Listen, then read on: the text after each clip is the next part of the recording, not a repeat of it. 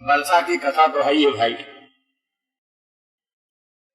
वृंदावन में चातुर्मास से हमारी कथा होती थी, तो कदम्ब वृक्षों के नीचे कदम्ब वन था, ये कथा होती थी। लोग भीगते थे, भीगते हुए हम भी भीगते हो लोग। राज पंचायत साधु असाधु पापी पुण्यात्मा देवता दानव मानव पशु पक्षी सभी का आत्मा भगवान का ही आत्मा है, भगवान का ही परम प्रिय आत्मा, सब भगवान को परम प्रिय। शुद्धि अशुद्धि दोष गुण सब उपाधियों के ही होते हैं। देह इंद्रिय मन बुद्धि अहंकार के ही दोष से प्राणी दूषित होते हैं। इनके गुण से ही प्राणी गुणी होते हैं। दोष गुण के आधार देह इंद्रिय मन बुद्धि अहंकार आदि उपाधियां हैं।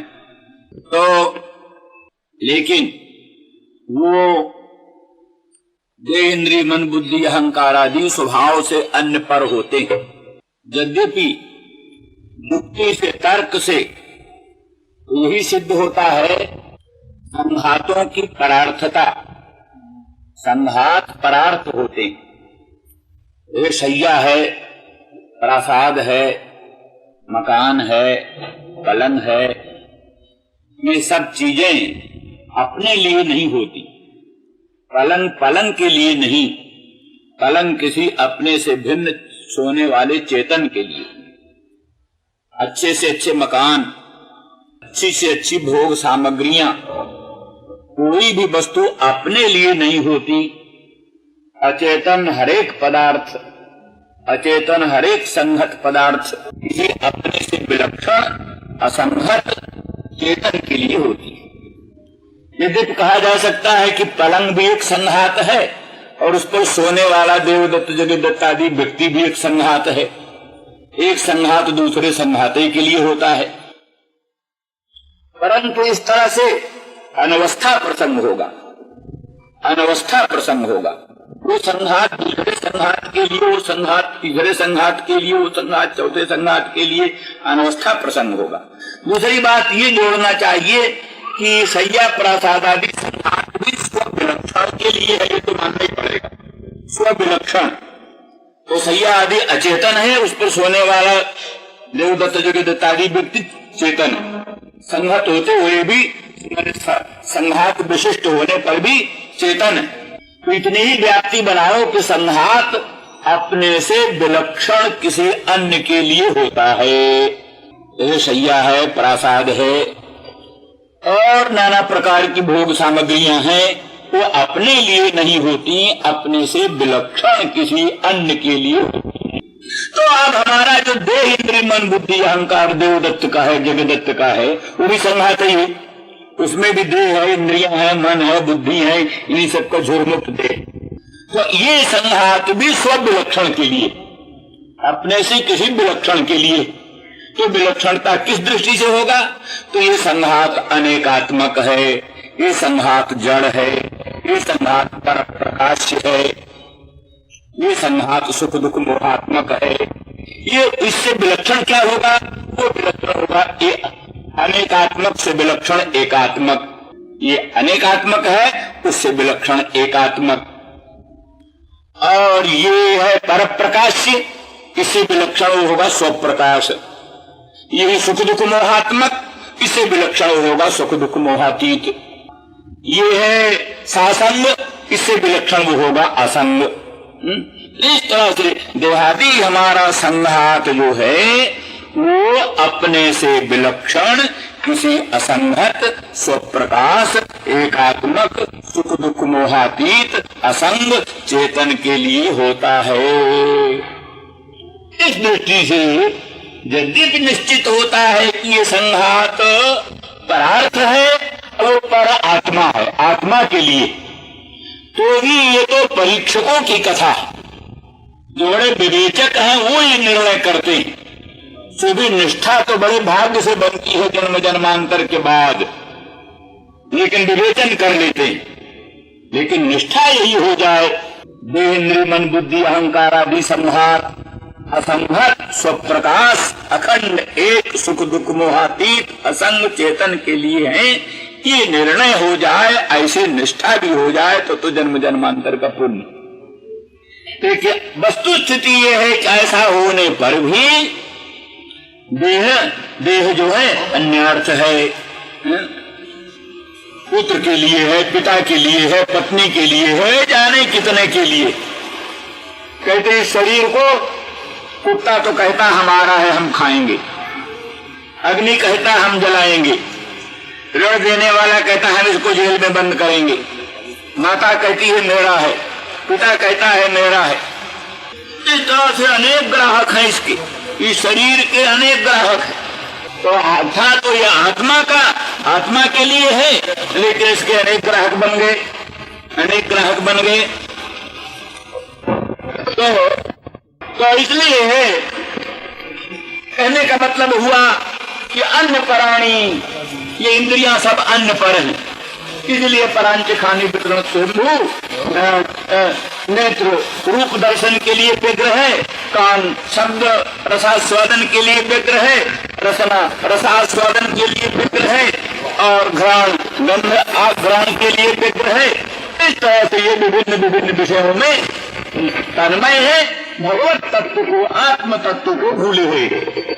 भगवान कहते हैं अगर किसी सौभाग्यशाली ने इनको सबको भी मत पर बना दिया, व्यावहारिक रूप में भी मत पर बना दिया, अर्थात मेरे गुणगणों के श्रवण में ही कान को लगा दिया, मेरे दिव्य मंगलमय दर्शन में ही नेत्र को लगा दिया, मेरे मधुर मनोहर मंगलमय स्वरूप का रसास्वादन स्पर्श का रसास्वादन करने के लिए तो को लगा दिया, तो उनका देह भी हमारा हो जाता है, उनकी इंद्रियां भी हमारी हो जाती हैं, उनका कार्यकरण संघात भी हमारा ही हो जाता है। उनका आत्मा ही भगवान का नहीं, उनका देह भी भगवान का, उनकी इंद्रियां भी भगवान का, उनका सर्वस्व भगवान का। इसलिए मन मनस्का मत प्राणा, वो मन मनस्क हैं, मत प्राण हैं। इसीलिए भगवान कहते हैं कि उनकी आत्मा में, उनके अंतःकरण में, उनके प्राण में, उनके मन बुद्धि में हमारा ही सन्निवेश है। इसलिए उनकी आधी हमारी आधी, उनकी जो आधी है, आधी माने मानसिक पीड़ा, गोपांगनाओं को जो मानसिक पीड़ा है, भगवान श्याम सुंदर ब्रजेंद्र नंदन मदन मोहन श्याम सुंदर के विप्रयोग जन तीव्र ताप से संताप है, पीड़ा है, वो पीड़ा भगवान कहते वो पीड़ा, उनकी पीड़ा हमारी ही पीड़ा, क्योंकि उनका मन हमारा मन एक ही हो गया है, उनका प्राण हमारा प्राण एक ही हो गया है। उनकी जो पीड़ा है वो हमारी ही पीड़ा है, उनकी जो आधी है वो हमारी ही आधी है। इसलिए उद्धव गोपांगना अनिर्वचनीय है, मनोवचनातीत हैं, उनके जो गुण हैं, उनके जो चरित्र हैं, उनकी जो महिमा है वो मनोवचसाम अगोचर है, मन वाणी का अगोचर है। तुम धन्य धन्य हो जाओ, उनका दर्शन करो, तुम कृतकृत्य हो जाओ। इसीलिए अब इस प्रसंग में कहते हैं ये त्यक्त लोक धर्माश्च मदर्थे तान विधर्म्य हम, ये त्यक्त लोक धर्माश्च एतावता ये बतला दिया कि अंतिम स्थिति ये है कि सबको त्याग कर ही, सबको त्याग कर ही मत परायण होने से ऊंची स्थिति बनती, जहां नाना प्रकार के सगे संबंधियों की चिंता बनी रहती है, जहां भोजन पान की चिंता बनी रहती है, जहां घर द्वार की चिंता बनी रहती है, मित्र शत्रु की चिंता बनी रहती है, वास्तविक में वहां शुद्ध भगवत भक्ति, शुद्ध अनुरक्ति, शुद्ध भगवत परायणता नहीं बनती। वो तो थोड़े देह के भक्त है, थोड़े भगवान के भक्त है। थोड़ा देह की सेवा करते हैं, बल्कि ज्यादा सेवा देह की, थोड़ी सेवा भगवान की।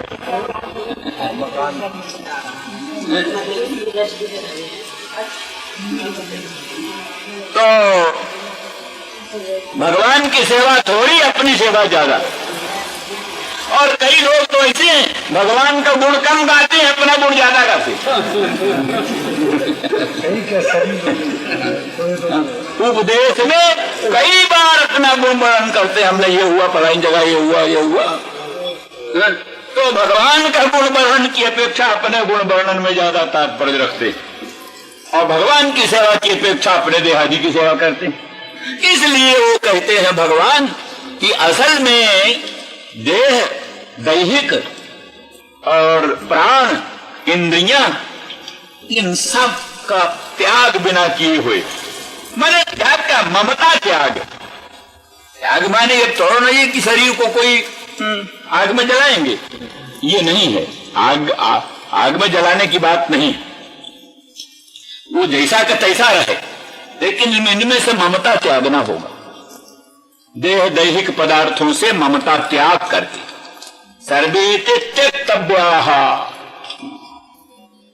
जैसे गोपांगनाओं ने मदर्थे त्यक्त दैहिकाः, मेरे लिए उन्होंने देह और देह संबंधी पति पुत्र आदि और भोजन पान आदि सब का त्याग कर दिया। तो बोले फिर भगवान सब कुछ त्याग कर देंगे तो जीवन निर्वाह कैसे होगा? जीवन निर्वाह कैसे होगा? भोजन पान त्याग देंगे, गृहादि त्याग देंगे, संबंधियों को त्याग देंगे, तो आखिर दैहिक यात्रा कैसी चलेगी? तो कहते तान विभर में हम, उनका भरण हम करते हैं, उनका पोषण हम करते हैं। किसी ने घोड़ा बेच दिया, घोड़ा बेच दिया, तो क्या उसको ये चिंता रहती है घोड़े को कौन घास खिलाएगा, घोड़े को कौन पानी पिलाएगा? घोड़ा बेच दिया तो हमको क्या चिंता, घोड़े को कौन पानी पिलाएगा, कौन घास खिलाएगा, कौन दाना खिलाएगा? जो खरीदेगा वो खिलाएगा। तो जैसे हमने घोड़ा बेच दिया, ऐसे हमने अपने आप को भगवान के चरणों में अर्पित कर दिया। भगवान जाने, अब भगवान जाने। इसलिए क्या कहते हैं, जथा मत हस्तस्थम वस्तु न केनापि उपहंतुम शक्यते, मेरे हाथ में रहने वाली चीज का कोई उपघात नहीं कर सकता। सर्वेश्वर सर्वशक्तिमान अनंत ब्रह्मांड नायक भगवान के हाथ में जो चीज है, कौन दुनिया में है कि जो उसका उपघात कर सकेगा? ऐसे वो तो मध्यस्थस्थ हो गए, उन्होंने मुझको अर्पित कर दिया सब कुछ। अब सब कुछ उनकी चीज मेरी हो गई, अब उसका विघात, मेरी वस्तु का विघात होगा। एक जगन्नाथ मंदिर के पीछे 80 घाट पर एक जगन्नाथ मंदिर, हाँ, उसके पीछे एक नरसिंह का मंदिर है। नरसिंह का मंदिर, बड़ी भारी नरसिंह मूर्ति, और नरसिंह भगवान का हाथ बड़ा विशाल है, और उसी हाथ के नीचे छोटा सा बच्चा खड़ा है, छोटा सा बच्चा खड़ा। तो इतना बड़ा विशाल भगवान का अद्भुत रूप और इतना विशाल हाथ, और उसके नीचे जो बच्चा है, दुनिया में कोई माई का लाल हो सकता है कि बच्चे को और आंख उठाकर देख सकते? भगवान के हस्तारविंद की आतपत्र छाया जिसके ऊपर है, कौन दुनिया में उसका बाल बांका कर सकता? तो भगवत हस्तस्थ, भगवान के हस्त में है, वो भगवान के हाथ के नीचे है, दुनिया में कोई उसका उपघात नहीं कर सकता। इसलिए कहते जिन्होंने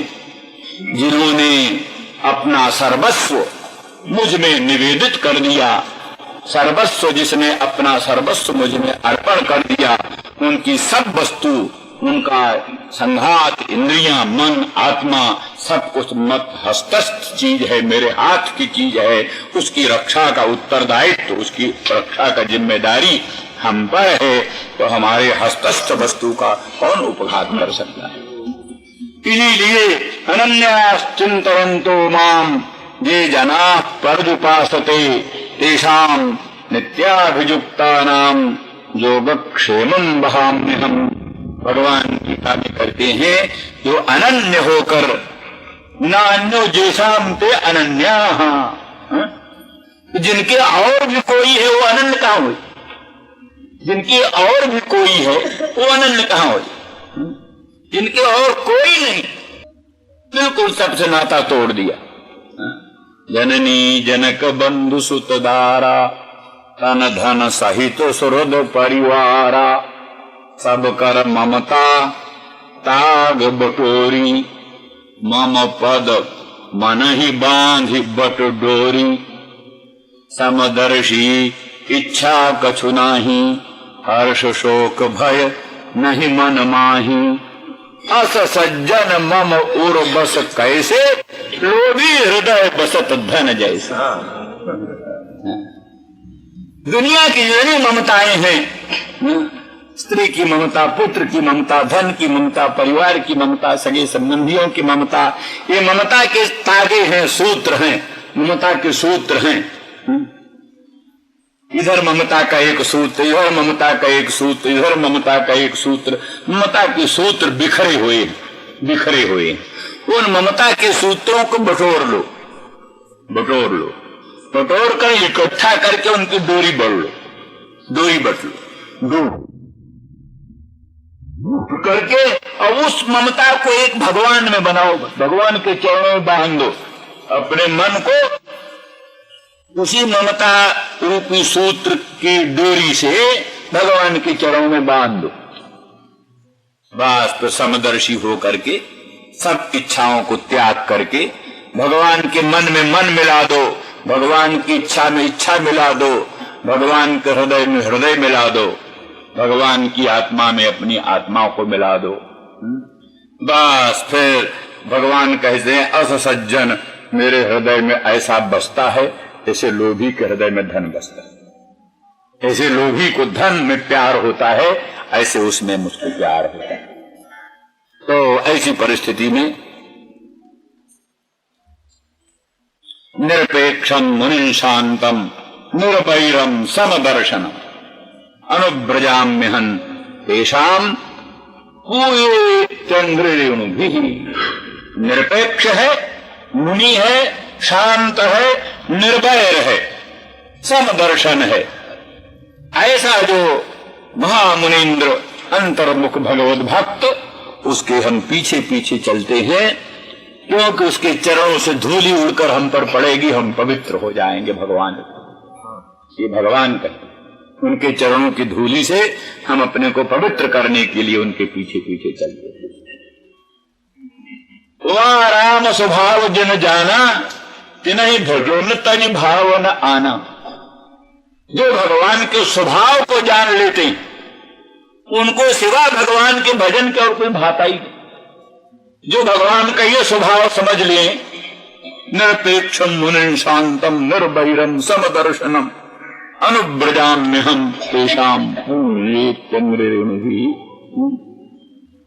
असज्जन मम उर्वस कैसे लोभी हृदय बसत धन जैसे, इत्यादि इत्यादि भगवान के स्वभाव को जिन्होंने समझ लिया, उनको फिर भगवान का भजन छोड़कर और कोई वस्तु अच्छी लगती नहीं।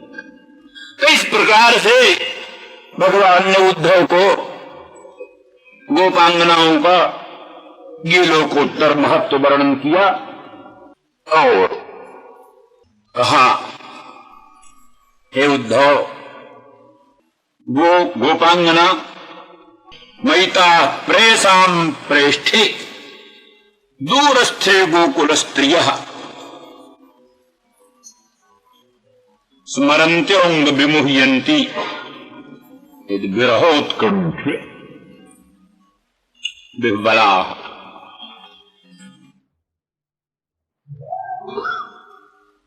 मयिता प्रेषां प्रेष्ठे,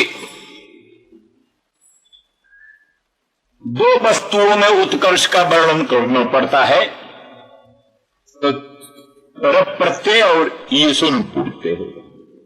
तरफ और ये सुन।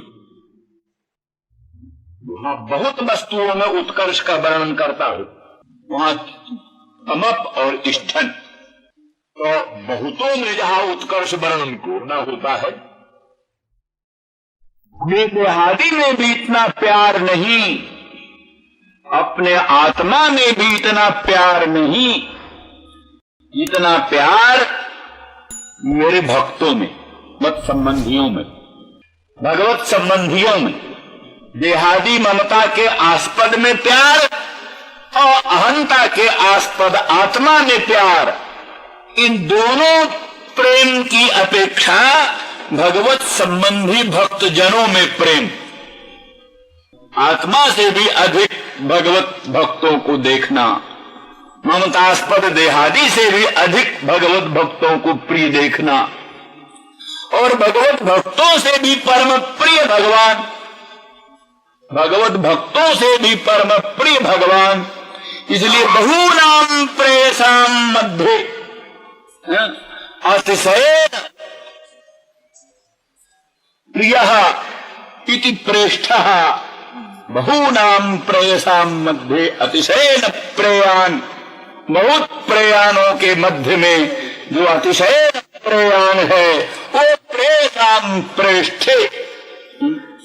दुनिया की जितनी प्रयाण वस्तु, उत्कृष्ट वस्तु कहते कोटि कोटि, कोटि कोटि देहादि, कोटि कोटि पतिपुत्रादि, कोटि कोटि आत्मादि, कोटि कोटि भगवत संबंधी आदि, उन सब में अतिशयन परम प्रेम का आस्पद भगवान मदन मोहन श्याम सुंदर श्री कृष्णचंद्र हैं।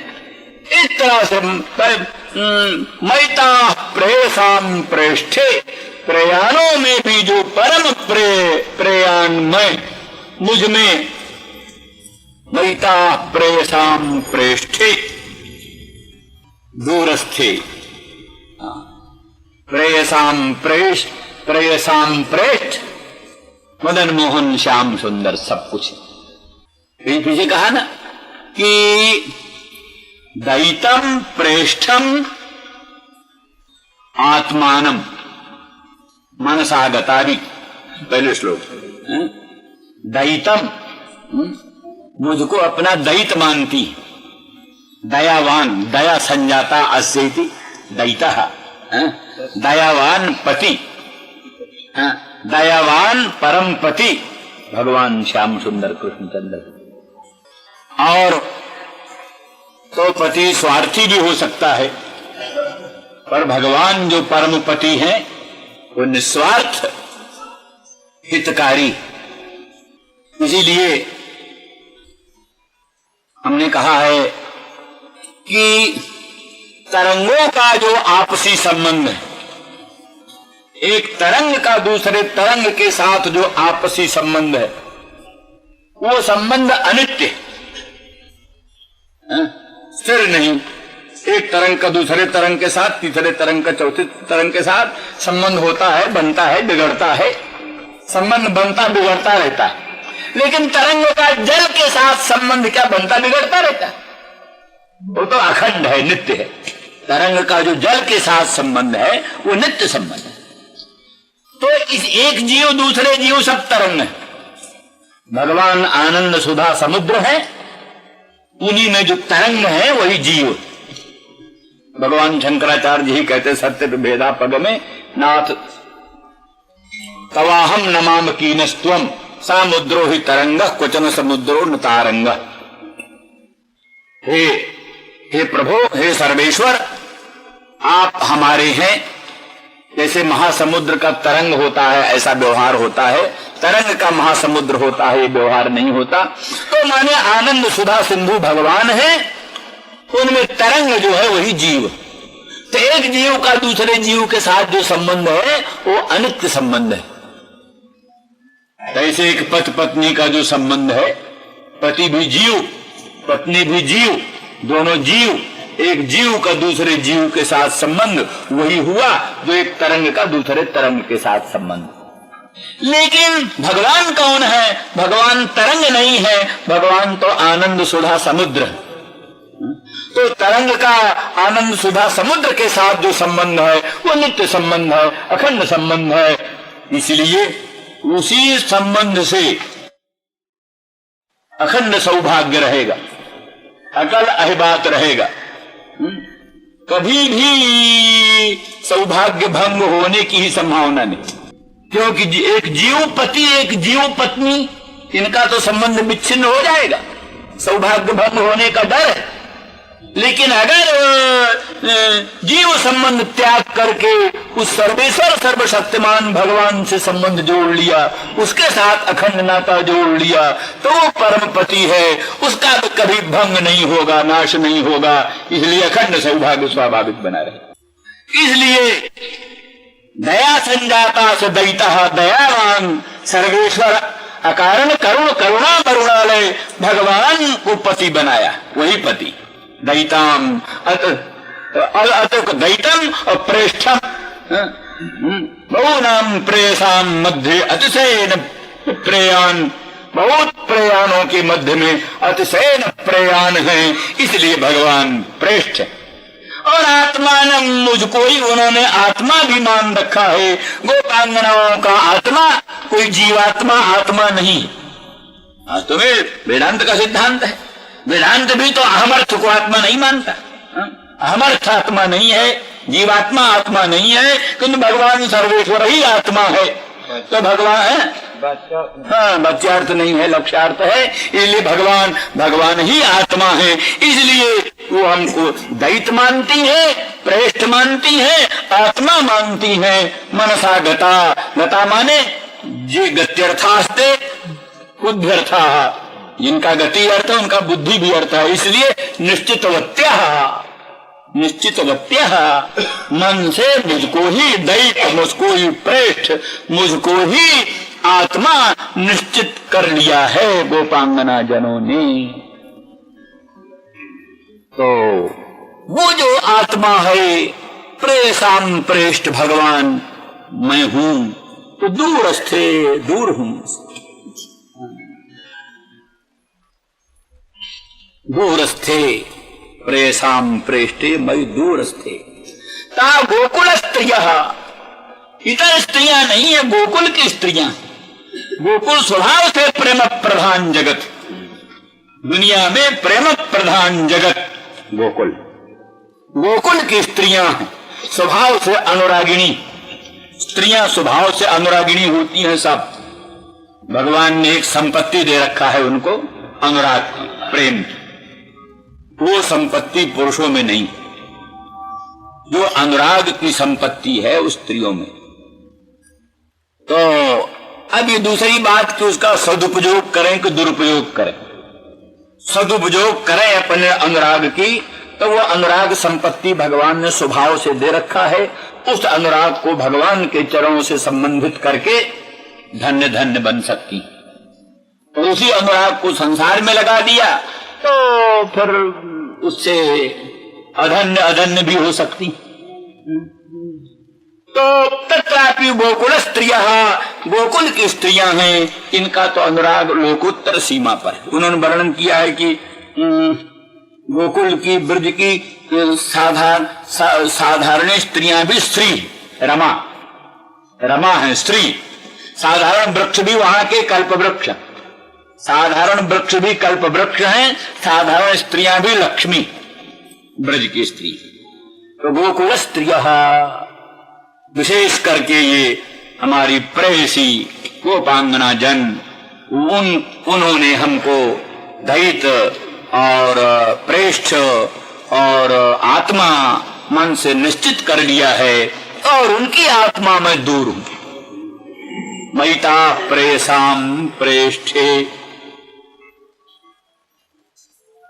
और स्मरन्ते विमुह्यन्ते, स्मरण करती, मुझको स्मरण करती, स्मरण करते ही मूर्छित हो जाती, स्मरण करते ही विमोह हो जाता है, मूर्छा हो जाती है।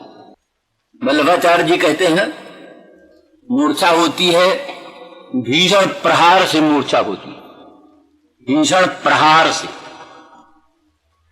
किसी पर भीषण प्रहार हो तो मूर्छा हो जाती है। तो भीषण प्रहार अस्त्र शस्त्र का ही प्रहार नहीं है।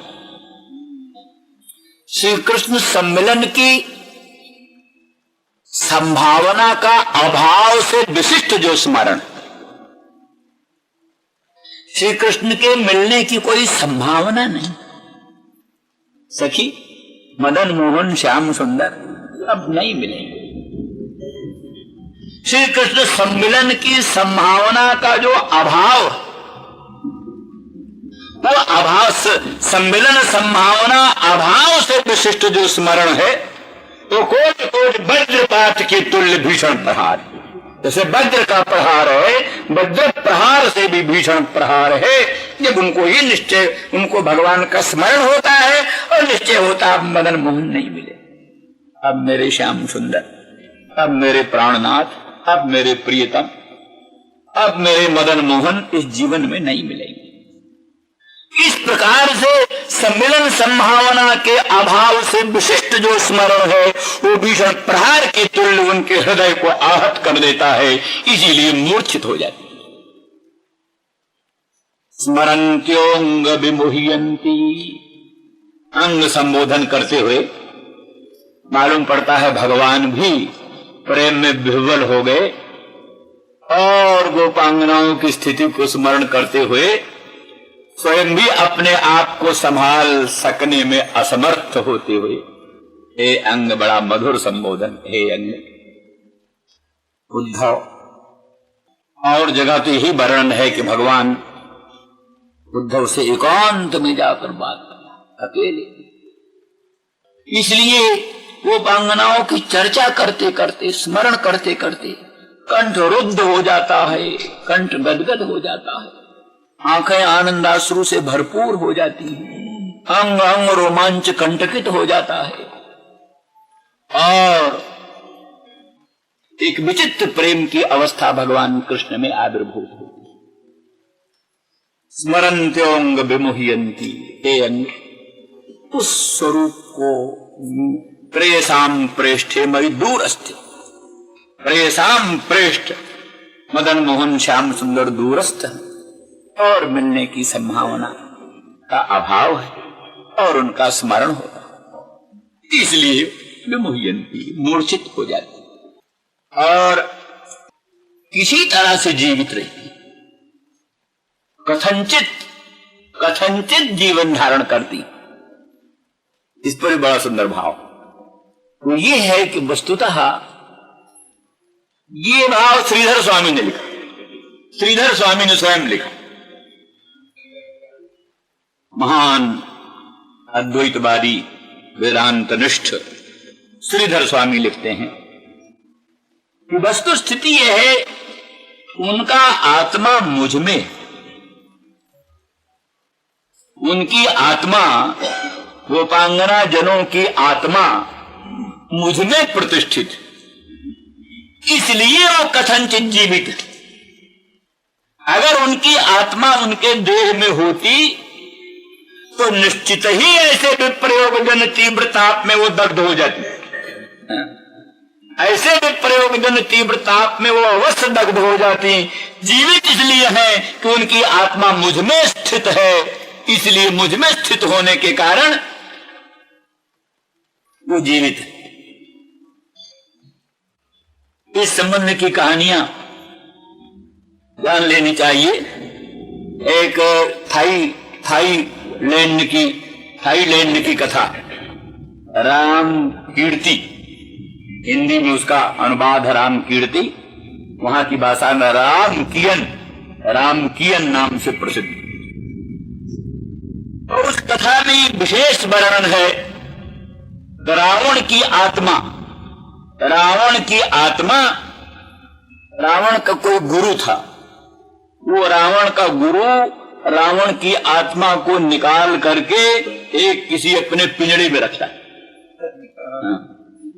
तो वो रावण की आत्मा पिंजड़े में बंद रहती थी, इसीलिए राम यहाँ कितनों मारे रावण को, कितने सिर काटे, कितने उनका पांव काटे, हाथ काटे, रावण मर कर नहीं देता, नहीं मरता, क्योंकि आत्मा उसमें नहीं।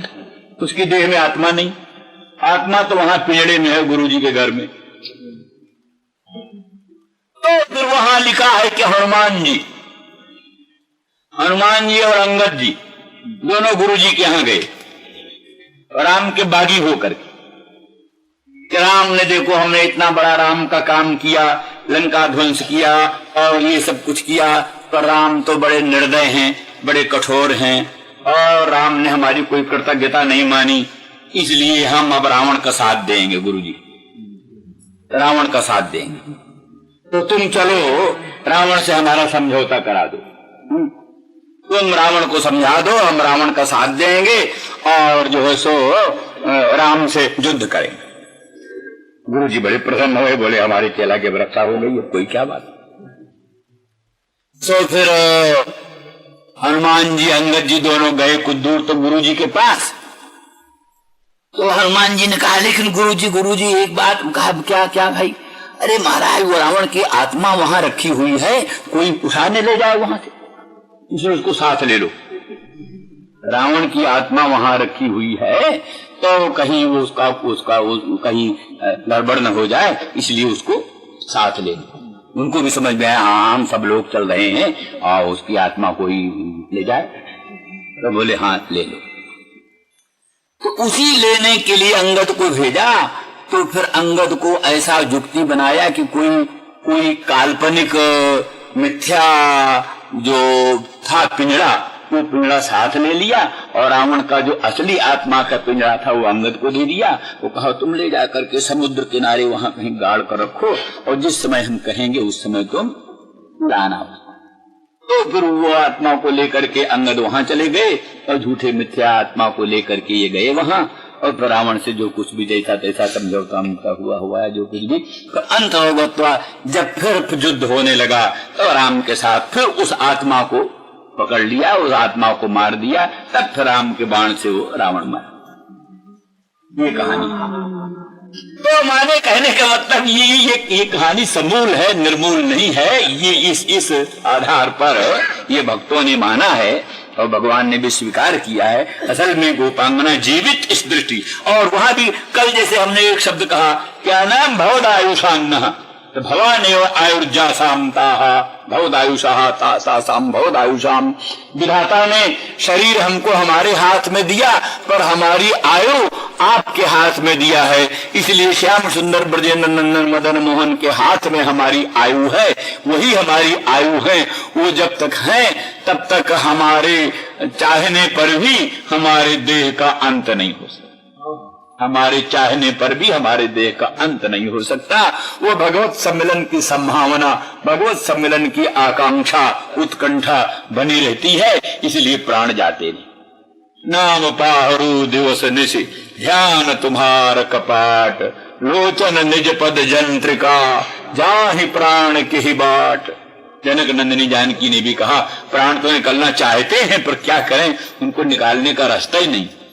आपका नाम हर समय मुख में विराजमान है, नाम पहरा दे रहे हैं, दिवस निश दिन रात पहरेदार खड़े।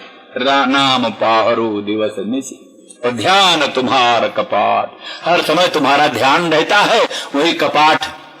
वो ध्यान छूटे तब आत्मा कहीं से निकले। ध्यान तुम्हार लोचन निज पद जंत्रिका, ये लोचन निरंतर आपके मंगलमय पादार बिंद के दर्शन के लिए व्याकुल है, यही कुंजी। तो इसलिए दरवाजा बंद, फाटक बंद, ताला बंद, कुंजी, इसलिए कैसे प्राण निकले। कहीं कहीं ये कहते हैं कि अविरल अश्रुधारा आंखों से निकलती रहती है, अविरल अश्रुधारा के कारण शरीर बिरहाग्नि में जलकर भस्म नहीं हो जाता, नहीं तो बिरहाग्नि में जलकर भस्म हो जाता अगर अविरल अश्रुधारा का प्रवाह न प्रवाहित होता। इस प्रकार से कथनचित धारयन्ति प्राणा, किसी तरह से वो स्मरन्त्योंग विमुह्यन्ति, स्मरन्त्योंग विमुह्यन्ति। तो वो इस प्रकार से स्मरण करती हुई और व्यामोह को प्राप्त होती। बीच बीच में इसमें लिखा है क्या नाम है, प्रत्यागमन संदेश ही, बार बार जो प्रत्यय, इससे मालूम होता और भी संदेश कई बार भगवान ने भेजा। प्रत्यागमन संदेश ही माने ये संभावना बनी रहे कि प्रभु आएंगे, मिलेंगे। इसमें एक सिद्धांत और भी है। ये सिद्धांत वस्तुतः गोपांगनाओं का भगवान में मदीयत्वाभिमान है। भगवान मेरे हैं तो मुझसे अलग कहां जाएंगे, ये है ना मदीयत्वाभिमान जो है। मेरे श्याम सुंदर, मेरे ब्रजेंद्र नंदन, मदन मोहन, मेरे प्राणनाथ मेरे, ये जो मेरे हैं ममता है, मदीयत्वाभिमान है। ये मदीयत्वाभिमान कभी निराशा उत्पन्न होने नहीं देता, निराशा उत्पन्न होने नहीं देता। और वो नहीं मिलेंगे ऐसी निराशा, अत्यंत निराशा उत्पन्न होने नहीं देता। इसीलिए मरना नहीं होता। अगर निराशा उत्पन्न हो जाए तो उसी क्षण मरे। इसीलिए इन सब दृष्टियों से भगवान उन गोपांगनाओं का लोकोत्तर महत्व वर्णन करते हुए और उनका स्मरण करते हुए कहते हैं कि उनकी तो मूर्छा परंपरा ही बनी रहती है।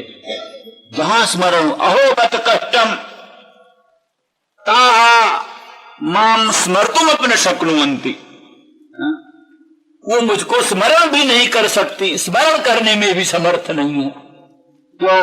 स्मरण करने से मूर्छा हो। और भाई बात सीधी सी है, जो हमारा प्राण है, जो हमारा अंतरात्मा है, क्षण भर के लिए जिससे कभी विप्रयोग सह्य नहीं है, वो जमुना के उस पार,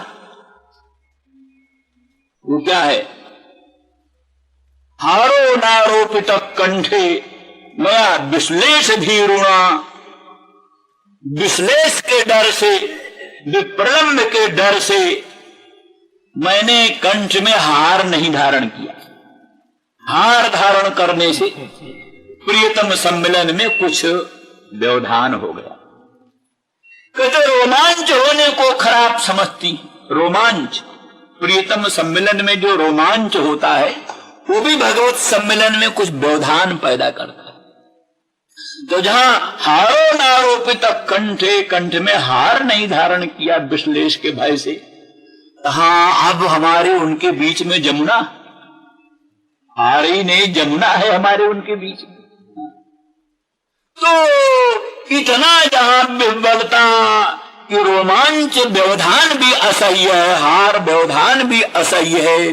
अब उनका दूरस्थ हो और स्मरण हो कि मेरे प्रियतम, मेरे प्राणनाथ, मेरे भगवान मुझसे दूर हैं, तो कैसे जीवन रह सकता है? जरूर ये मरण से भी कोटि गुणित भीषण संताप का अवसर है।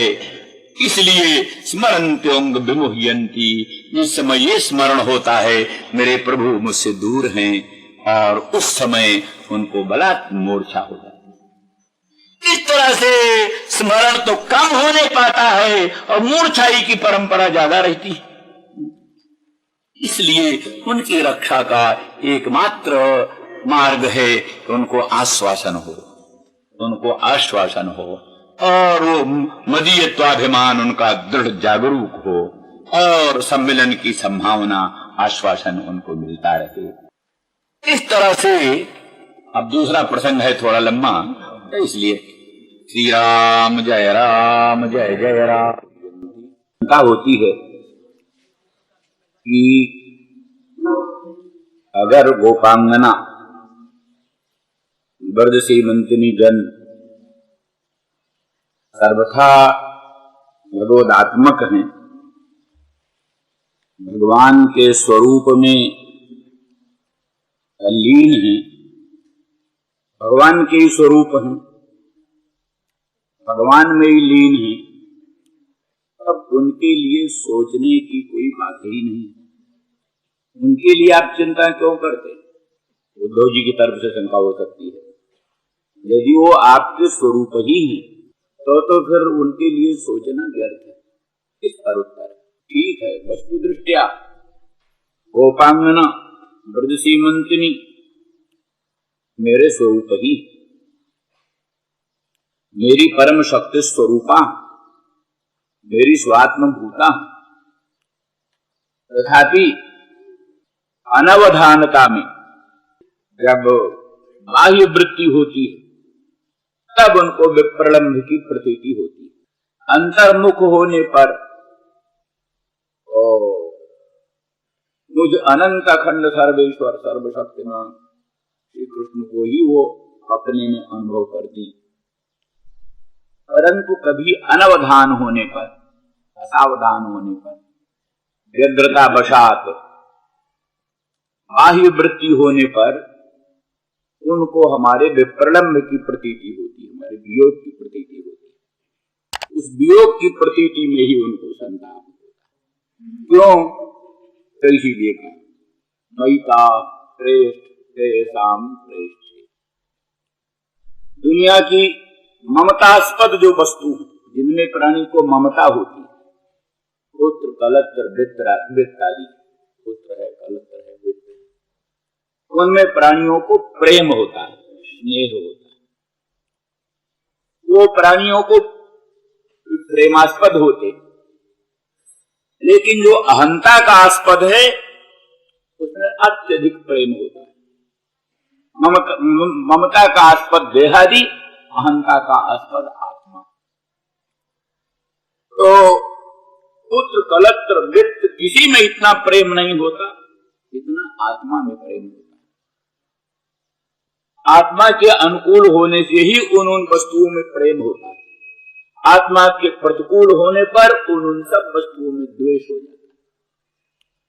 इसलिए ममता के आस्पद वस्तु भी प्रेमास्पद है, लेकिन उससे अत्यधिक प्रेम अहंता के आस्पद आत्मा में होता है। तो आत्मा प्रयाण, दुनिया की वस्तु प्रिय है, प्रिय है, पर आत्मा अतिशय न प्रिय, अतिशय प्रिय है आत्मा, इसलिए आत्मा प्रयाण है। ममतास्पद की अपेक्षा अहंतास्पद आत्मा सर्वाधिक प्रेम का आस्पद है। तो कहते हैं अगर वो आत्मा, प्रेषा में बहुवचन दिया, बहुवचन का अर्थ है अगर वो किसी प्राणी के पास अगर एक आत्मा न होकर अरबों आत्माओं, किसी प्राणी के पास एक आत्मा न होकर अगर अरबों आत्माओं, बहुत आत्मा, उन आत्माओं से भी अधिक प्रिय भगवत संबंधी वस्तु इन गोपांगनाओं को अनंत अनंत आत्माओं से अधिक प्रिय भगवत संबंधी वस्तु। इसीलिए वृंदावन धाम की ओर से लू भी आए गरम गरम, तभी उनको परम प्रिय लगे, क्योंकि हमारे श्याम सुंदर ब्रजेंद्र नंदन मदन मोहन भगवान के देश की ये लू, भगवान जहां विराजते हैं वहां की ये गरम वायु। क्या है, किसी ने कहा राधा रानी को तुम इस पहाड़ पर चढ़ जाओ तो तुमको श्याम सुंदर ब्रजेंद्र नंदन मदन मोहन तुम्हारे प्राणनाथ का दर्शन। तो ग्रीष्म के दिन है, गर्मियों के दिन है, भयंकर गर्मी पड़ रही, दोपहर का समय, वो बिल्कुल पहाड़ पर चढ़ गई पहाड़ पर। तो उस पहाड़ की जो चोटी है उस पर खड़ी होकर के, परंतु वो पहाड़ की चोटी क्या है, सूर्यकांता मणि की चोटी बनी, जो कि सूर्य नारायण की तीव्र रश्मियों के योग से अग्नि ज्वाला जटिल हो रही। सूर्य की रश्मियों के संबंध से सूर्यकांता मणि में से अग्नि प्रकट हो जाता है। तो सूर्यकांता मणि का वो जो शिखर है, वो शिखर सूर्य रश्मि के संसर्ग से अग्नि ज्वाला जटिल हो रहा है, उस पर, उस शिखर पर पांव रख करके श्याम सुंदर का दर्शन कर रही हैं और अनुभव कर रही हैं मानो बड़े शीतल सुकोमल कमल पर हमारे चरण अनुभव ही हो रहा है, मानो बड़े शीतल सुकोमल। माने भगवत प्रेम में, भगवत दर्शन में दुनिया का कोई दुख उनको भाषित नहीं होता और भगवत प्रयोग में दुनिया को कोई सुख उनको सुखित नहीं करता। इसलिए प्रेम प्रेष्ठे अत्यंत जो प्रेमास्पद अनंत अनंत प्राणी भी हो उनसे भी अत्यधिक प्रिय उनको भगवतीय वस्तु, भगवत संबंधी वस्तु और भगवत संबंधी वस्तुओं से भी सर्वाधिक प्रेमास्पद भगवान। इसलिए महिला प्रेषाम प्रेष्ठे प्रयाणों का भी जो परम प्रयाण मुझ श्री कृष्ण और आपके अनंत शोभा धाम, अनंत सौंदर्य माधुर्य सौरस्य सौगंध सुधा जलनिधि मुख पंकज का दर्शन करने वाले जो नेत्र हैं हमारे, उन नेत्रों को जिस विधाता ने पलक बना दिया, पलक बनाने वाला विधाता तो बड़ा जड़ था, मूर्ख था। वो अगर सहृदय होता, उसके हृदय में कुछ भी सहृदयता होती तो पलक बनाने की भूल न करता। तो निमेष उन्मेष विवर्जित नयनों से प्रियतम के मुख चंद्र को निहारती, निमेष उन्मेष विवर्जित नयनों से अपने प्रियतम के मुख चंद्र को निहारती, परंतु विधाता ने पलकों को बना करके बाधा डाल दी। पक्ष्मकृदृशाम जड़ उदीक्षताम उच्चैर निरीक्षमाणानाम दृशाम पक्षमान करोति इति पक्ष्मकृत विधाता जड़ः। आपके मुखचंद्र को निहारने वाले नयनों को पलक बना करके उनके रसास्वादन में बाधा डालने वाला विधाता जड़ई।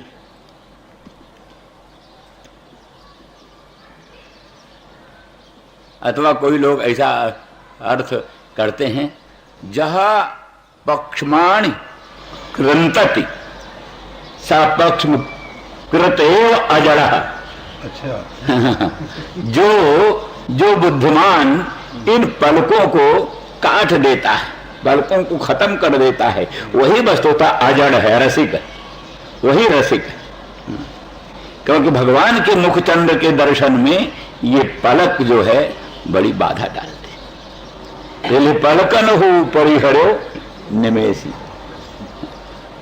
सीता जनक नंदिनी भगवती रामचंद्र राघवेंद्र का मुखचंद्र दर्शन करने लगी तो पलकन हो परिहरो निमेषी, पलकों ने निमेष उन्मेष बंद कर दिया। भयो बिलोचन चारु अचंचल, भयो बिलोचन चारु अचंचल, मनहु सकुच निमित जो दृगंचल। चारु बिलोचन भगवान के मुखचंद्र को देखते हुए अचंचल हो गए, मानो निमि ने सकुच करके, निमकुल कन्या है, निमकुल कन्या सीता है, अपने प्रियतम को निहार रही है। यहाँ निमिकुल वृद्ध निमि को रहना उचित नहीं, इसलिए हट गए मानो। तो निमि हट गए तो फिर निमि के आधार पर ही तो निमेषोन्मेष चलता है, निमि हट गए तो निमेषोन्मेष बंद हो गया अपने आप। इसलिए निर्निमेष नयनों से भगवान के मुखचंद्र का निहारना संभव हो सका।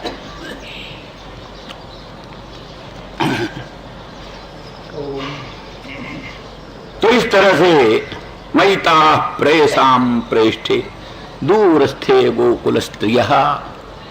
तो गोकुल स्त्रियः, गोकुल की स्त्रियां हैं, स्वभाव से संपूर्ण गोकुल ही अनुराग प्रधान है। कहते हैं मथुरा में एक रात्रि निवास करने से प्रेम के अंकुर उत्पन्न हो जाते हैं, प्रेम के अंकुर। फिर वो कभी न कभी फलित प्रफुल्लित होता है। और गंगा तट पर निवास करने से ज्ञान का अंकुर पैदा हो जाता है, ज्ञान का अंकुर। कभी न कभी वो ज्ञान फलित प्रफुल्लित होकर के अपना फल दे देता है। तो गोकुल की स्त्रियां हैं, अनुराग का प्राधान्य इनमें, और इनके लिए जब निमेष उन्मेष का भी विप्रलंब असह्य है, नेत्र के मिचने पर जो होने वाला विप्रलंब वियोग वो भी असह्य है, तो फिर हम मथुरा में रहें, वो गोकुल में रहें, ये तो विप्रयोग अत्यंत असह्य है। इसलिए स्मरंत्योंग विमुह्यंती, हे अंग, आर्त्या, आर्त भरेण संबोधन, माने गोपांगनाओं को संदेश कहते कहते श्री कृष्णचंद्र भी अत्यंत आर्त विवश हो गए, माने विरह पीड़ा से, विरह की पीड़ा से वो स्वयं भी विवश हो करके, ए अंग उद्धव, ये उनकी दशा है। तो स्मरंत्योंग विमुह्यंती, मेरा स्मरण करती हुई, मेरा चिंतन करती हुई, और वो मोहित हो जाती। वही जैसे कहा कि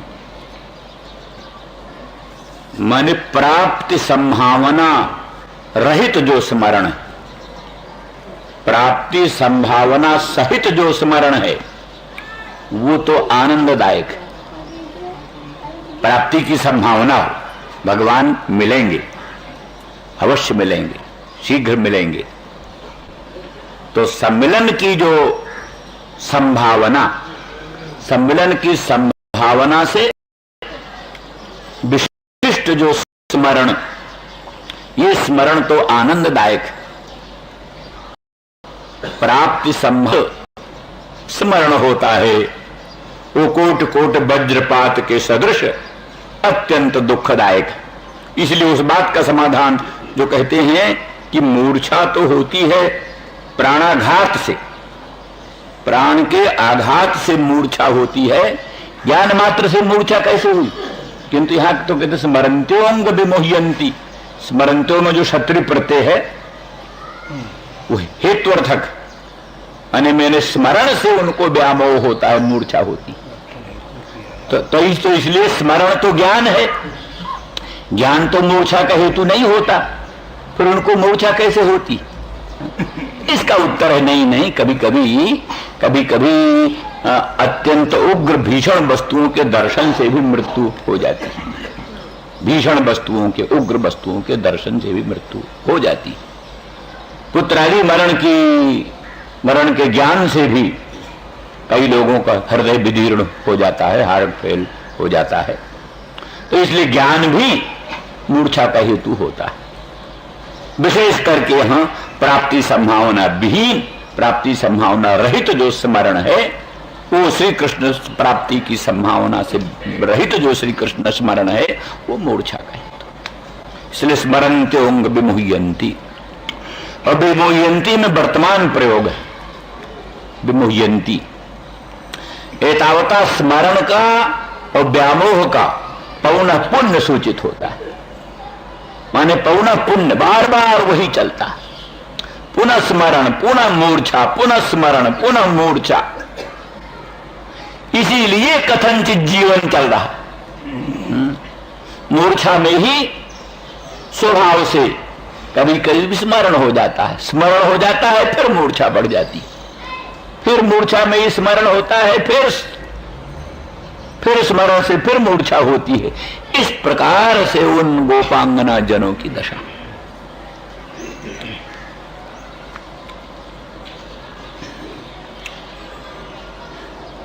महिता प्रेयसाम प्रेष्ठे दूरस्थे गोकुल स्त्रिय स्मरन्त्योंग विमुह्यन्ति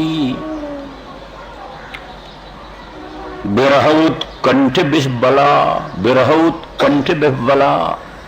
विरह, विरह जो है विप्रलंब, अपने प्रियतम का जो विप्रलंब है, वियोग है, विप्रयोग है, उससे जो उत्कंठा, अत्यंत सम्मिलन की उत्कट इच्छा, उत्कट भावना, उसी से विह्वल हो जाती है। उनका मन बुद्धि चित्त अपने वश में नहीं रह जाता, विह्वल हो जाती है। स्मरन्त्योंग विमुह्यन्ति विरहौत्कंठ विह्वलाः धारयन्ति च कृच्छेन प्राय प्राणान कथंचन।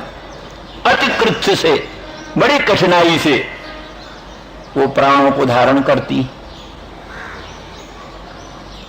बड़ी कठिनाई से प्राणों को धारण करती। कैसे प्राणों का धारण होता है? तो इसमें भिन्न भिन्न टीकाकारों के अभिप्राय भिन्न भिन्न। कुछ लोग कहते हैं मदीयत्वाभिमान इनमें स्वाभाविक, भगवान मेरे, श्याम सुंदर ब्रजेंद्र नंदन मदन मोहन मेरे हैं तो मुझको अवश्य मिलकर रहेंगे। ये जो सम्मेलन की आशा, बलवती आशा, ये जाते हुए प्राणों को बांध करके फिर रख लेती है। भगवत विप्रयोग जन तीव्र ताप में प्राण जाने लगते हैं, पर वही जो सम्मेलन की आशा है, वो आशा ही प्राणों को बांध कर फिर रोक लेती है, इसलिए फिर जीवित रहती है। इसलिए धारयन्ति कृच्छ्रेण, अति कृच्छ से, बड़ी कठिनाई से प्राणान धारयन्ति, वही आशा। क्या है? नाथ सुनैनन कर अपराधा बिछुड़त प्राण करई हठ बाधा। सीता भगवती जनकनंदिनी जानकी कहती हैं, मैं जो आपके विप्रयोग जन तीव्र ताप में जीवित हूं, ये मेरा अपराध नहीं है, नयनों का अपराध। ये नयन जो है प्राणों के निकलने में बाधक होते हैं, क्योंकि इनको आशा है कि हमको फिर भगवान के मुख चंद्र का दर्शन होगा, फिर भगवान के पादारविंद की नखमण चंद्रिका का दर्शन होगा, उनकी मंगल अंग के अनंत सौंदर्य माधुर्य का रसास्वादन फिर हो सकेगा। इस आसन से, इस आशा से वो नयन प्राण के निकलने में बाधक होते। तो इस तरह से धारयन्ति कृच्छेन। कुछ लोग कहते हैं उनका जो लोकोत्तर प्रेम विशेष है, वो प्रेम विशेष की ही सामर्थ्य है कि जिससे प्राणों को जाने नहीं देता।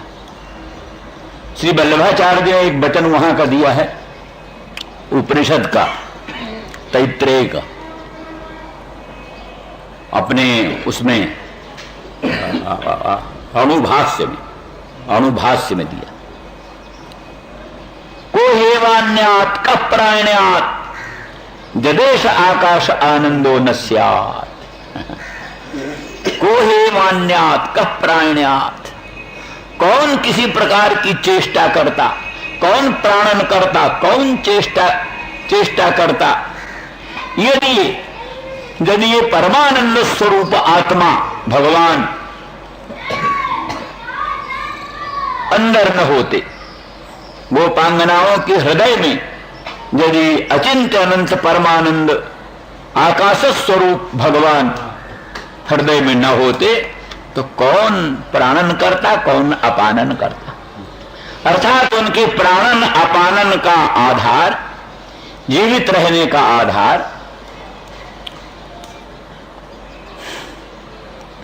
श्वास प्रश्वास चलते रहने का आधार अनंत आनंद स्वरूप भगवान ही उनकी हृदय में अंतरात्मा में बैठ करके उनकी रक्षा कर रहे हैं, वही रक्षा कर रहे हैं।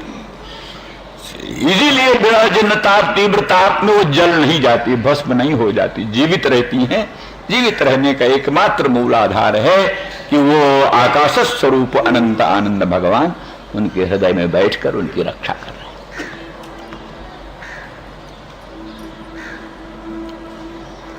धारयन्ति कृच्छेण प्राय प्राणान कथंचन।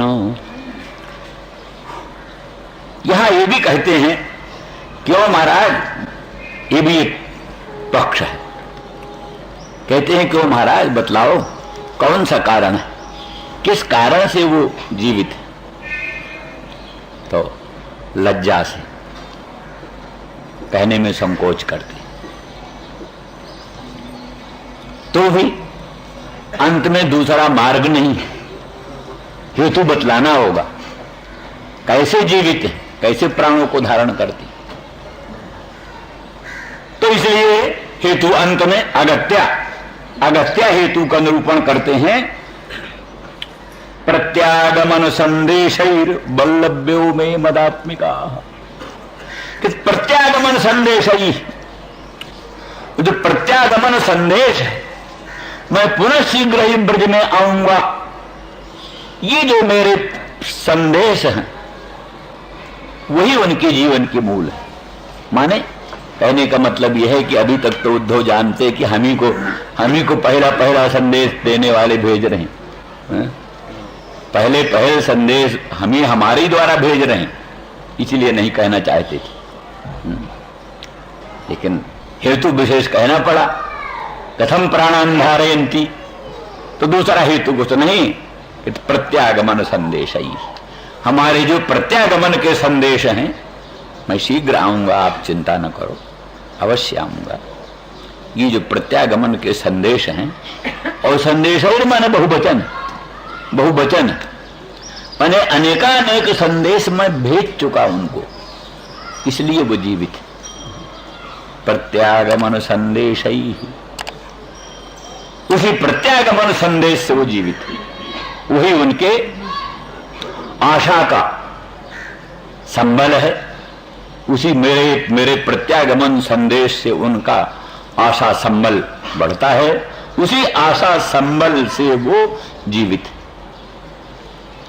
इसलिए उसमें अगर किंचन मात्र भी विलंब हो जाए, संदेश में किंचन मात्र विलंब हो जाए, विलंब की शंका होने से ही उनके प्राणों को संकट उपस्थित हो जाता है। अब वस्तु स्थिति यह है कि लौकिक दृष्टि से तो ये सब एक खेल है, कुछ नहीं, लेकिन जो उस ऊंची स्थिति को समझते हैं, भगवान अनंत कोटि ब्रह्मांड नायक परमात्मा हैं, अशरण शरण कारण अकारण करुण करुणा वरुणालय, सर्व प्राणी पर प्रेमास्पद भगवान हैं, उनके दर्शन से, स्पर्शन से, चिंतन से, स्मरण से ही प्राणी का कल्याण होता है। प्राणी उनका नाम लेता है, इतने ही से कल्याण हो जाता है।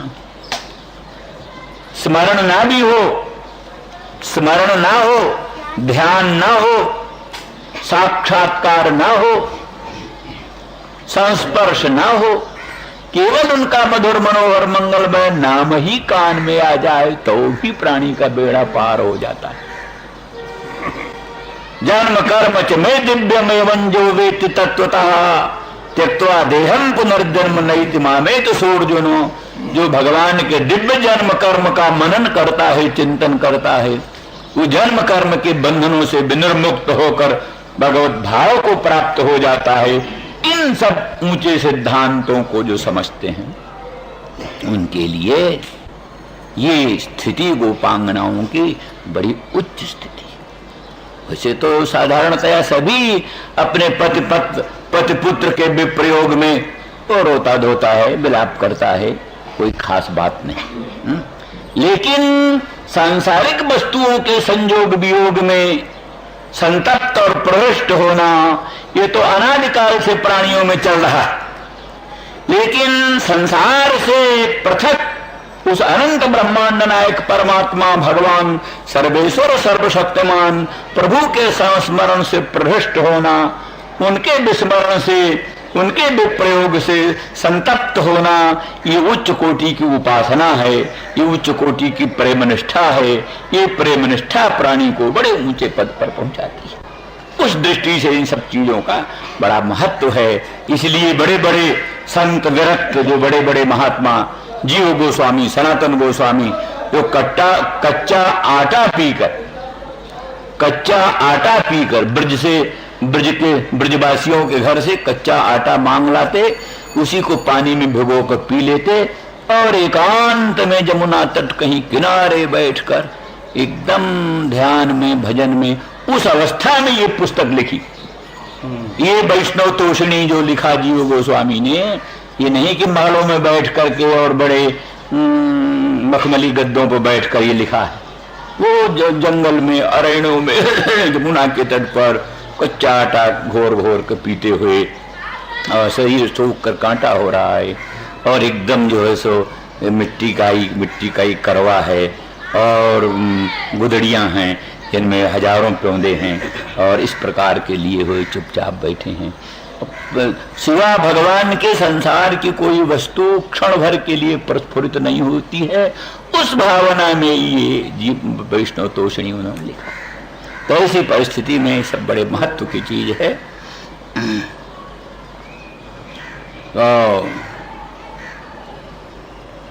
प्रत्यागमन संदेशैर्बल्लभ्यो मे मदात्मिका। इस बात पर विचार, बल्लभ्यो में मदात्मिका। बल्लभ्य कौन है वो लोग? वल्लवी। वल्लवी माने गोपी। गोपी जैसे ब्राह्मण से पत्नी ब्राह्मणी, तैसे बल्लभ से पत्नी बल्लवी। ब्राह्मण की पत्नी ब्राह्मणी और बल्लभ से मम पत्नी बल्लवी। मैं भी बल्लभ हूं। नंद गोपात्मजाय पशुपांगजाय। श्री कृष्ण भगवान अपने आप को गोप मानते हैं। नंद गोप कुमाराय, नंद गोप के कुमार। किसी ने अर्थ कर दिया महात्मा ने, नंदयती तो नंदा, गाम पाती तो गोपः, कुत्सतान मारेती तो कुमारः। नंदयती तो नंदा, जो संसार को आनंदित करता है। नंद, नंद माने परमात्मा। गोप माने गाम वेद लक्षणाम पाती तो गोपः। वेद लक्षणा गौ का जो पालन करता है उसका नाम गोप है, माने परमात्मा। कुमार के तो कुत्सितान मारेती तो कुमारः। कुत्सित जो कंस आदि है उनको मारने वाला वो कुमार है। तो अर्थात नंद गोप कुमार का, नंद बाबा का छोरा अर्थ न करके अर्थ किया संपूर्ण विश्व को आनंदित करने वाला परमात्मा, वेद लक्षणा गौ का पालन करने वाला भगवान, और कुत्सितों दुष्टों राक्षसों को मारने वाला कुमार। जो नंद है वही गोप है, वही कुमार है। ये नंद गोप कुमार। तो भगवान ने आके कलम पकड़ लिया, बाबा बाबा ये मत लिखो। क्यों क्यों लाला, क्या बात? अरे इसका अर्थ है नंद बाबा का छोरा। ये दूसरा हाथ में कहो।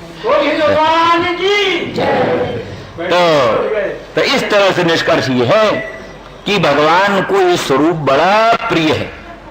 इसलिए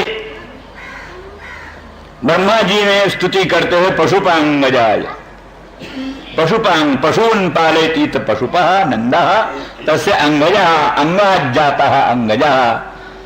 नंद बाबा के पुत्र नंद नंदन, ब्रजेंद्र नंदन, गोपिका बल्लभ, ऐसे नामों को से भगवान बड़े प्रसन्न होते। तो बल्लभः हम, मैं गोप हूं, नंद गोप कुमार हूं। मेरी पत्नियां, मेरी प्रेयसियां वो बल्लभ्यः, बल्लभी। इस दृष्टि से अतएव मदात्मिका मत शक्ति रूपा, वो वस्तुतः मेरी शक्ति रूपा, आह्लादनी शक्ति, भगवान की आह्लादनी शक्ति, स्वरूप भूता शक्ति। माया शक्ति भगवान की है और प्रकृति भगवान की शक्ति है, ठीक है। उसके द्वारा अनंत कोटि ब्रह्मांड का उत्पादन पालन संहरण होता है। पर एक भगवान की आह्लादनी शक्ति है जो सारे विश्व को आह्लादन करती है, विश्व को सुख देती है, आनंद देती है। उसका नाम आह्लादनी शक्ति। उसी आह्लादनी शक्ति का परम सार स्वरूप प्रेम है। प्रेम क्या है? आह्लादनी शक्ति का सार है। वो सब ठीक है कि क्या नाम, द्रवीभूत अंतःकरण की, द्रवीभूत अंतःकरण की भगवदाकाराकारित वृत्ति पर द्रवीभूत अंतःकरण की, स्निग्ध अंतःकरण की भगवदाकाराकारित वृत्ति में वो आह्लादनी शक्ति का सार प्रकट होता है, तब वो प्रेम पदाभिलप्य होता है। ये मानते हैं ये भक्त लोग। मधुसूदन सरस्वती तो इसी से मानते हैं कृतार्थ की, चूंकि वो स्निग्ध अंतःकरण की भगवदाकाराकारित वृत्ति में सर्वेश्वर सर्वशक्तिमान भगवान प्रकट हो गए हैं, इसीलिए वो भक्ति, इसीलिए वो भक्ति है। लेकिन वो कहते उसके साथ साथ भगवान का प्राकट्य तो हो, लेकिन आह्लादनी शक्ति का परम सार उस स्निग्ध वृत्ति में अभिव्यक्त होता है, तब वो भक्ति पदाभिलप्य होती है, तब वो भक्ति बनती है। तो इस तरह से ऐसा जो प्रेम है, आह्लादनी शक्ति का सारभूत जो प्रेम है, वो प्रेम स्वरूपा ये ब्रजांगना है, प्रेम मूर्ति ये ब्रजांगना है। ये ब्रजांगना क्या है? प्रेम का साक्षात मूर्ति। कौन प्रेम? वही आह्लादनी शक्ति का सार स्वरूप। इसलिए उसी प्रेम में भगवत शक्ति स्वरूपा है। और विशेषता एक बात बतलाई कि जो स्वयं भगवान है, आह्लादनी शक्ति के अधिष्ठान, इनकी रसरूपता की विशेषता यह है कि आह्लादनी शक्ति का जो आधार है, मैं सर्वेश्वर सर्वशक्तिमान कृष्ण, जो आह्लादनी शक्ति का आधार है, इनमें वो चमत्कार है कि हमारे मन को भी आकृष्ट कर लेती, हमारे मन को भी आकृष्ट करती। चमत्कार ये माना जाता है कि जोगींद्र मुनींद्र अमलात्मा परमहंसों का मन भगवान में क्यों खींचता, ये प्रश्न। जो आत्मा राम है, आत्मा रामाश्च मुनयो निर्ग्रंथा अप्युक्रमे कुर्बन्त हेतु किम भक्तिम। यहाँ प्रश्न है, जो आत्मा राम है, आत्मा में ही असमन्तात निरंतर रमण करते हैं, वो आत्मा राम है और निर्ग्रंथ है, जिनकी अन्योन्याध्यास रूप ग्रंथि खुल गई है, टूट गई है। वो ग्रंथि शून्य, अन्योन्याध्यास रहित जो आत्मा राम महामुनीन्द्र जोगींद्र हैं, उन लोगों का प्रेम भगवान में क्यों होता है? बिना प्रयोजन की किसी की प्रवृत्ति होती नहीं, कहीं प्रयोजन उनका कुछ है ही नहीं। लोग ऐसा पुत्र ऐसा वित्त ऐसा से विनिर्मुक्त हैं। मुक्त है इसलिए मोक्ष भी नहीं चाहिए, मुक्त है इसलिए मोक्ष भी नहीं चाहिए, संसार की कोई वस्तु चाहिए नहीं, तो आखिर भगवान के भजन में क्यों प्रवृत्त होते हैं आत्माराम? तो वहां उत्तर दिया है कि भगवान में कोई लोकोत्तर चमत्कार है। आत्माराम चित्ताकर्षकत्व एक गुण, आत्मारामों के चित्त को भी आकृष्ट कर लेना ये खास भगवान का गुण है। जैसे चुंबक का एक गुण है कि शुद्ध लोहे को खींच लेता है, चुंबक का गुण है कि शुद्ध लोह को आकृष्ट कर लेता है, ऐसे भगवान का स्वभाव है कि आत्माराम महामुनीन्द्र जोगींद्रों के मन को आकृष्ट कर लेते। तो अब यहां उससे भी बड़ी बात है, भगवान ने तो आत्माराम जोगींद्र महामुनीन्द्रों के मन को आकृष्ट कर लिया, पर गोपांगनाओं ने तो भगवान को, भगवान का मन जो पूर्ण, इतना आत्माराम कौन होगा? भगवान से बढ़कर आत्माराम कौन होगा? भगवान के अनुग्रह से दूसरे लोग आत्माराम बनते हैं। आत्माराम आप्त काम, पूर्ण काम, परम निष्काम जो लोग बनते हैं भगवान के अनुग्रह से। भगवान कृपा दृष्टि से जिसकी ओर निहार दे वही आत्माराम बन जाता है, वही पूर्ण काम आप्त काम बन जाता है। रमा बिलास राम अनुरागी सजत बमन इव नर बड़। वो बड़भागी नर रमा बिलास को बमन के तुल्य त्याग देता है।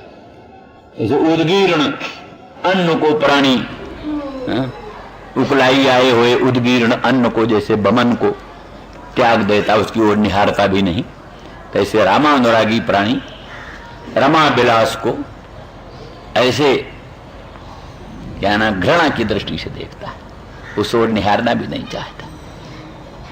तो ये जो संसार से वैराग्य होता है, आप्त कामता, आत्मारामता, पूर्ण कामता बनती है प्रभु के अनुग्रह से।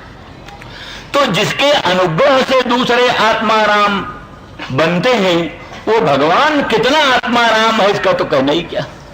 उस परम आप्त काम, पूर्ण काम, आत्माराम भगवान के मन को भी जो आकृष्ट करने में समर्थ हुई, उनकी लोकोत्तर महिमा को कौन वर्णन करे।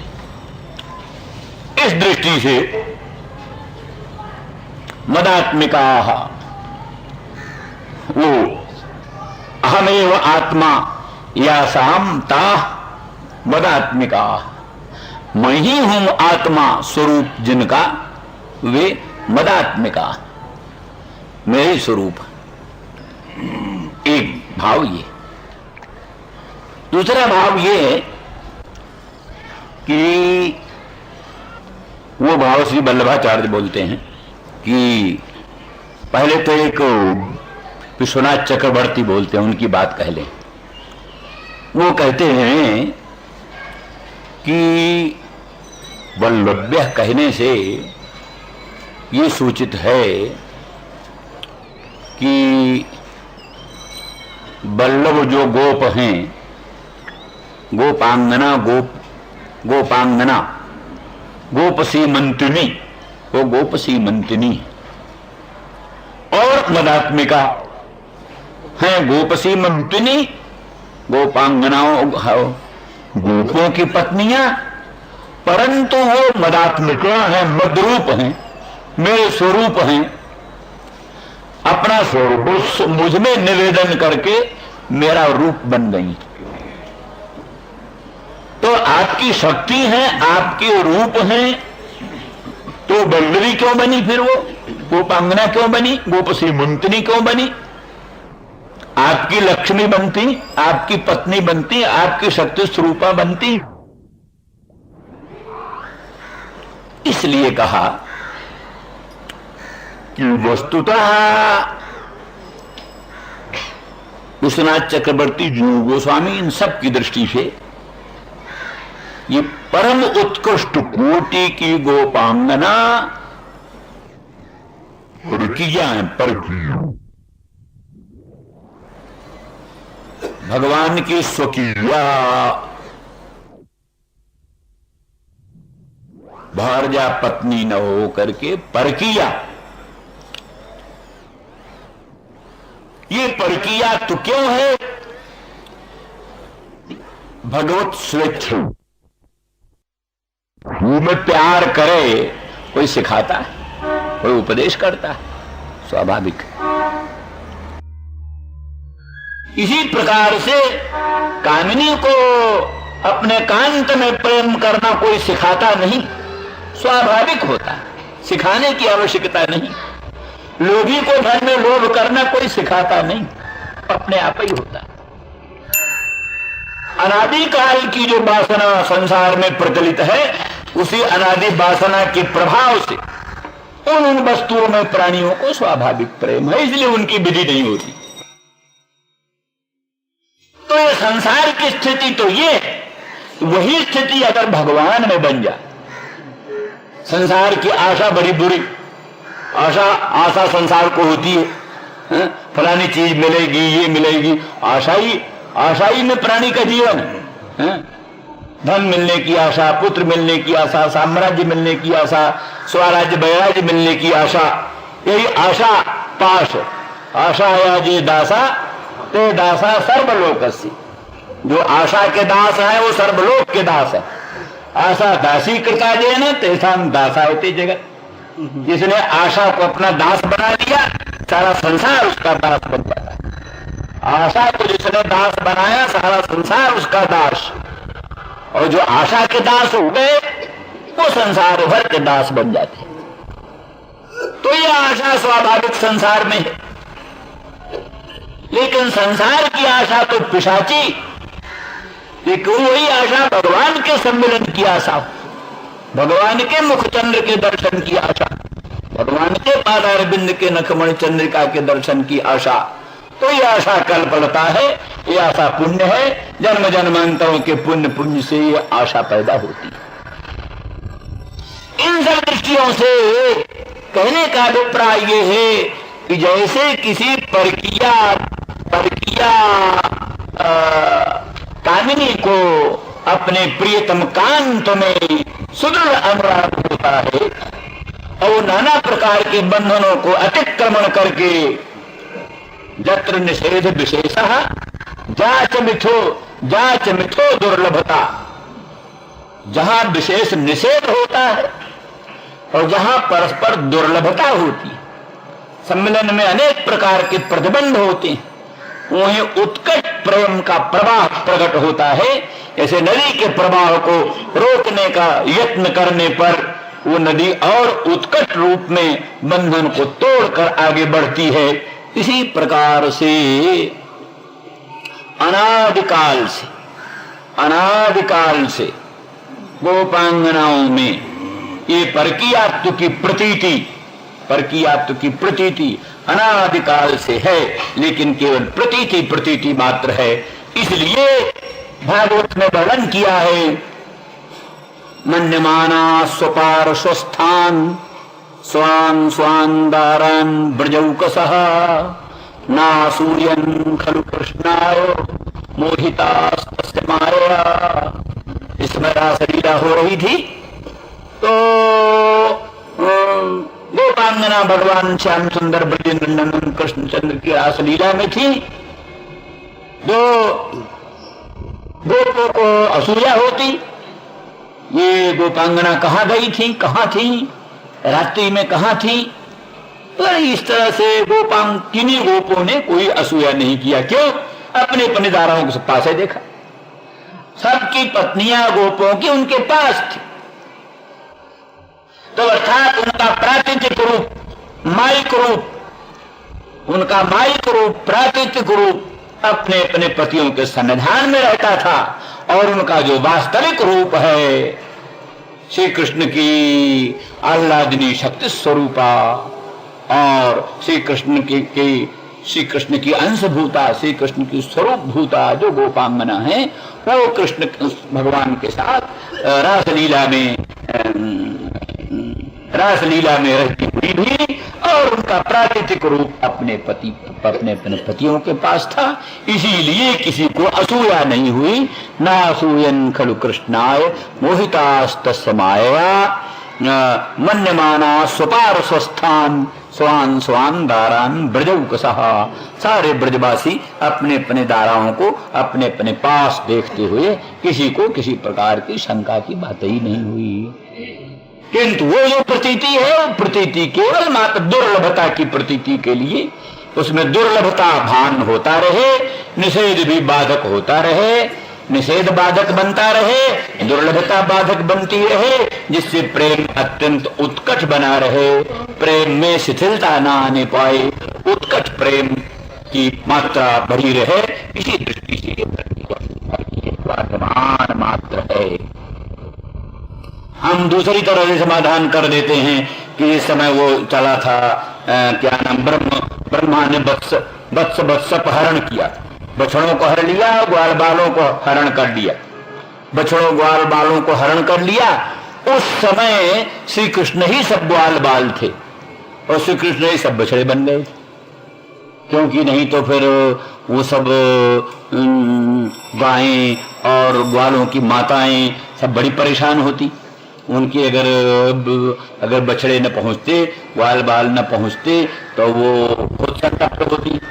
इसलिए श्री कृष्ण ने देखा कि किसी ने हमारे बछड़ों को और हमारे ग्वालों को हरण कर लिया और समझ लिया कि ब्रह्मा ने किया, तो चलो ब्रह्मा का भी मनोरथ रहने दो पूरा, हम नए बना लेते हैं। तो अपने आप भगवान सब बन गए, ग्वाल बाल बन गए और बछड़े बन गए। और साल भर तक सोए नहीं रहे, साल भर तक ब्रज में जितने ग्वाल बाल थे सब कृष्ण ही, जितने बछड़े थे सब कृष्ण ही। इसीलिए सब माताओं का अपने पुत्रों में उतना ही प्रेम जैसे नंदरानी का श्री कृष्ण, जो प्रेम नंदरानी का श्री कृष्ण में था, वही प्रेम सब माताओं का अपने अपने ग्वाल बालों में, गौओं का वही प्रेम अपने बछड़ों में। साल भर, उस साल में जितने ब्याह हुए गोप कन्याओं का हुए तो अन्य गोपों के साथ, तो वसुधा कृष्ण ही के साथ,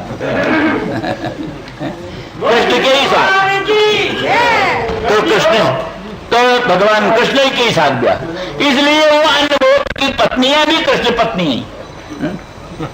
तो साह जिन गोपों का विवाह हुआ उन गोपों की पत्नियां सब श्री कृष्ण पत्नियां, इसलिए बल्लवी होते हुए भी, बल्लवों की पत्नियां होते हुए भी मलात्मिका मेरी स्वरूप होता है, मेरी विशेष बात करता है।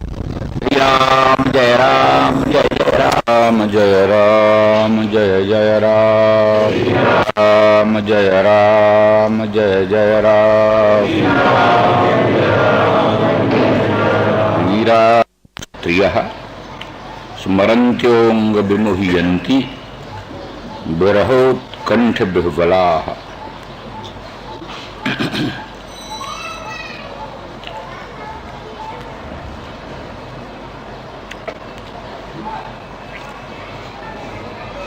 अतिकृच्छ से गोपांगना भगवान श्री कृष्ण उद्धव जी को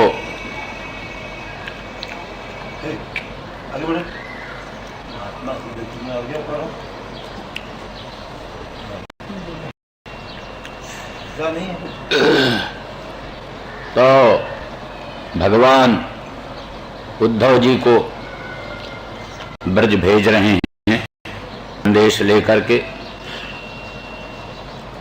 तो पहले वहां ब्रज की स्थिति का वर्णन कर रहे हैं, विशेष करके गोपांगनाओं की स्थिति का वर्णन कर रहे हैं।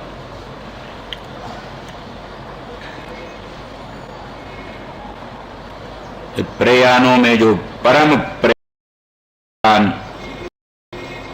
उनके सर्वस्व मैं वो दूर हूं, कारण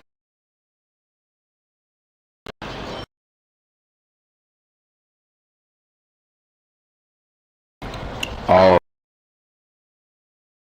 स्मरण करती हुई वो बार बार व्यामोह को प्राप्त होती हैं और श्री कृष्ण के विरह से जनित जो उत्कंठा से कथन करती प्रत्याग ही एक भगवान संदेश आएंगे, ये आशा, इस प्रत्यागमन संदेशों से आशा बनती है। से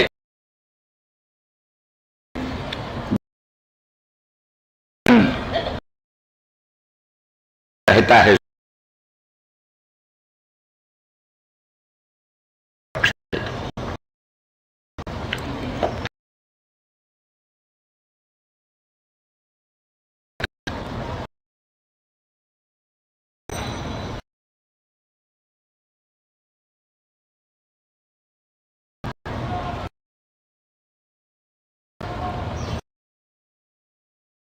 आचार्य जी थोड़ा बोलते हैं,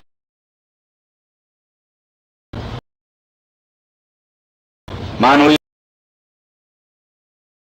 की जाए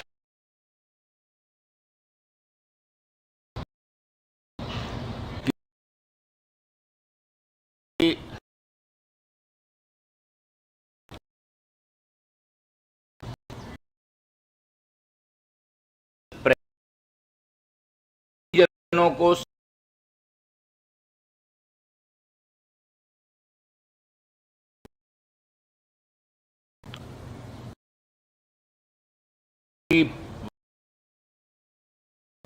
पुरुष को भेजना अनुचित है। को संदेशों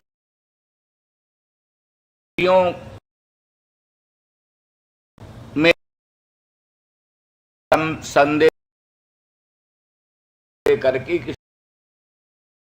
पुरुष को भेज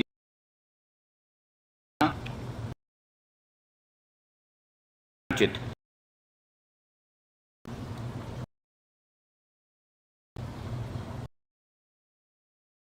इसका समाधान करते हुए भगवान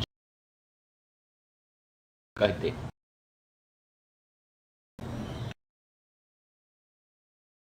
कि उद्धव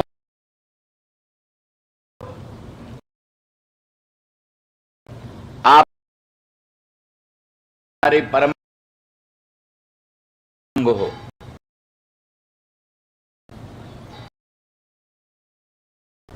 आप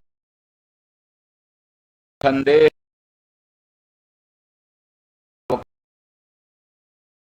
नहीं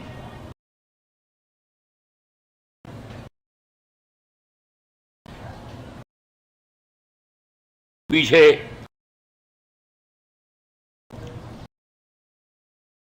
उद्धव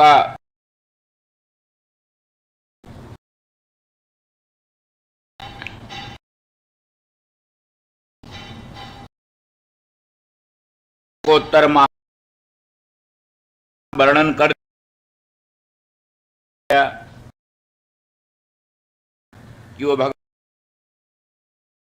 के परम भक्त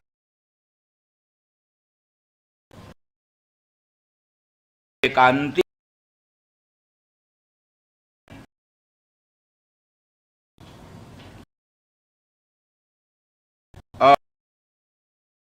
और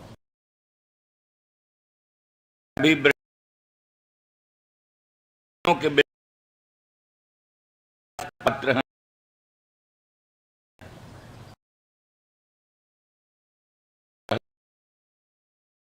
पति के शिष्य हैं।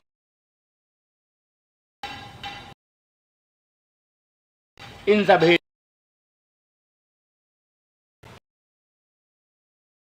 उद्धव जी पर आप्त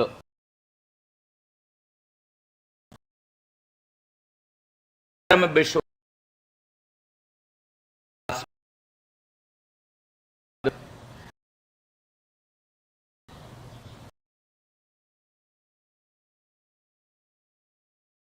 संदेह करने की गुंजाइश नहीं।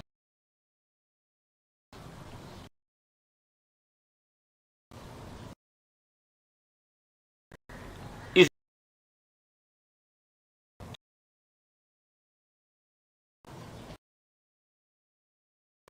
अब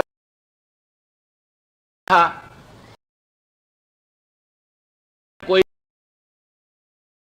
उत्पन्न हो,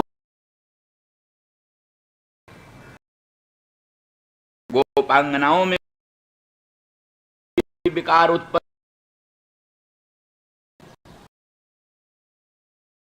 इसकी भी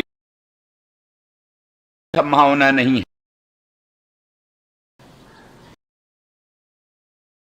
इसको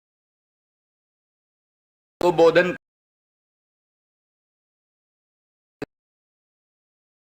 ये विषय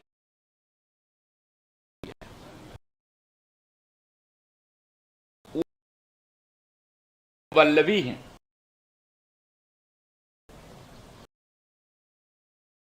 वल्लभी पत्नियां वल्लभ्य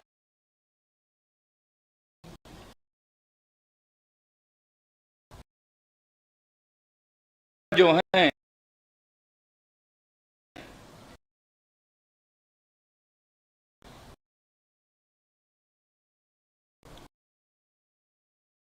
गोप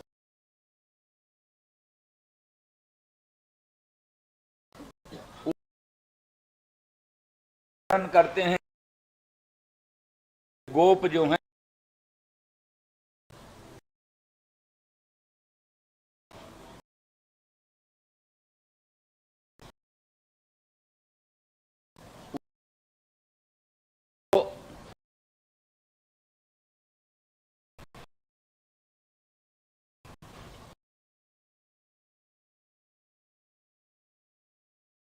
जैसे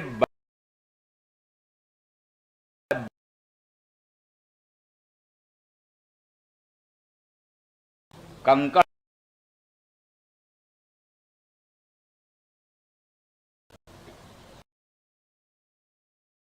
वो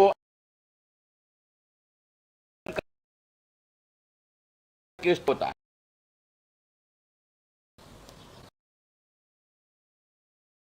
उसी बल्लभ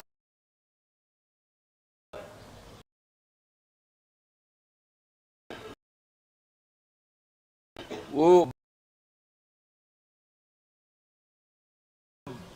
फलक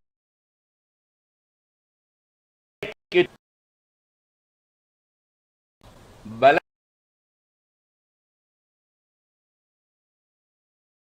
के तुल्य